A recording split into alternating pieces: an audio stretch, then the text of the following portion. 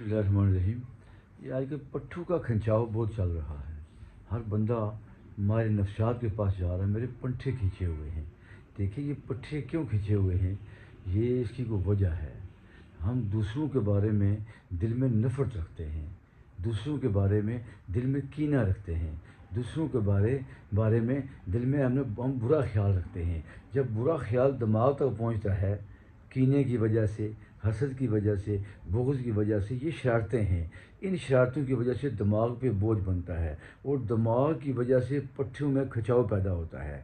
तो आज के बाद आपने किसी डॉक्टर के पास नहीं जाना। प्यारे आका सल्लल्लाहु अलैहि वसल्लम ने फरमाया कि कीने से बचो, कीने से बचो। जो बंदा कीने से बच जाता है, एक हदीस का मफ़हूम है, अल्लाह के नबी फरमाते हैं वो जन्नती है। तुम किसी के बारे में कीना ना रखें। 1400 साल पहले अल्लाह के नबी ने इन पट्ठों का इलाज बता दिया कि कीने से बचो, हसद से बचो, बुग़्ज़ से बचो।